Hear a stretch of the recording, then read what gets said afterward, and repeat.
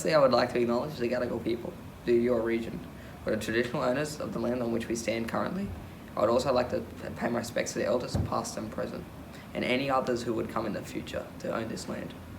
Art is important to my family because my father he really likes to pass down stories from generations, like my grandfather, and he likes to share these stories because a lot of non-Indigenous people or younger students don't understand the connection that Aboriginal people have with the land, and through his paintings he tells that story. Really, it's really important to me that younger people learn what it is to be Aboriginal. It's not just, oh yeah, I'm Aboriginal. It's what you carry on the traditions with you, and that you stand proud and you talk about your culture and feel comfortable talking about your culture.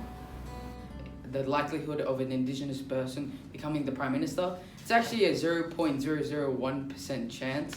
The reason for that is because Indigenous people in general are falling behind education-wise and financially.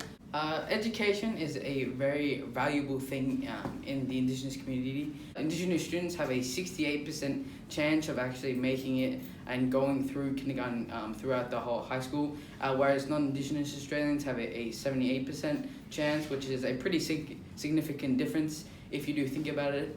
And that's the reason why education is so important when we need Indigenous role models.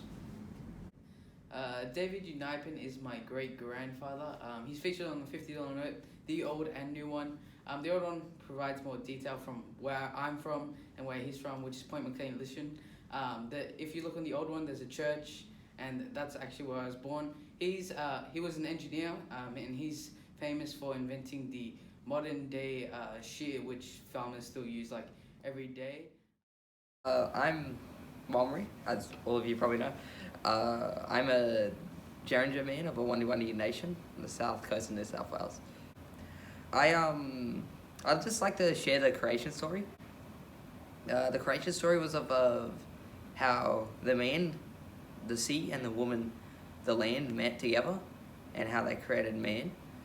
So we have a special place that we've actually lost the Aboriginal name for, but what the colonizers called it was, they called it Devil's Hole to stop Aboriginals from worshipping it.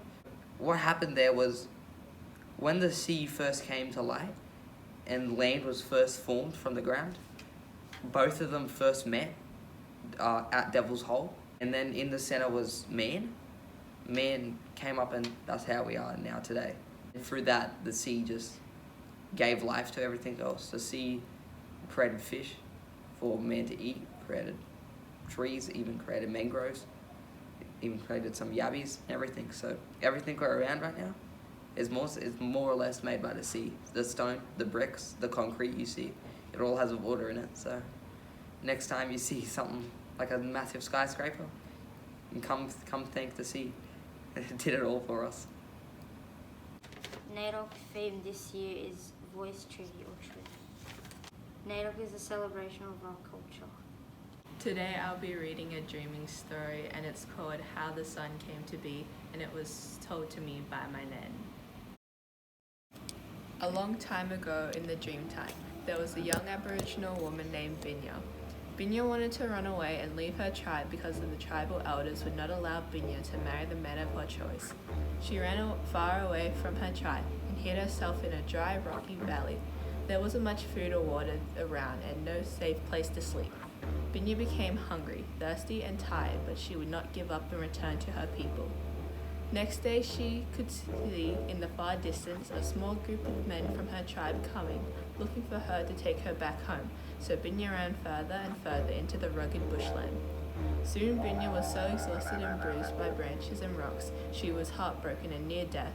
Her ancestor spirits who were watching over her became concerned for Binya, that they gently carried her away up into the spirit world where she slept peacefully for a long time. When Binya finally awoke, she found plenty of food and water and lit a campfire. She was all alone but not afraid that she was at last warm and safe. Binya was happy to be living alone, however. When she looked down upon her people, she saw that the people of her tribe were very sad and lonely because Binya had left them. After many years, Binya's heart began to soften and was feeling very homesick, but now she's belonged to the sky world and was unable to return home. As Binya watched her people from up above, she saw that her people were really cold. Binya decided to make a big campfire in the sky, so big that it would warm the people of the earth as they went about their day. So all day long, Binya would keep the huge campfire going to give warmth to the people below, and as night came, she would let the fire go out. So in the morning, when you are awake, look towards the east and you always remember that it's Binya up there. They're starting the big campfire and sending down all that warmth to all the people of the earth, which is now called the sun. From the time immemorial we believed as Aboriginal people, Australia has been here from the first sunrise. We know our land was given to us by Army. We have a sacred duty to protect all animals. We have a sacred duty to protect our land.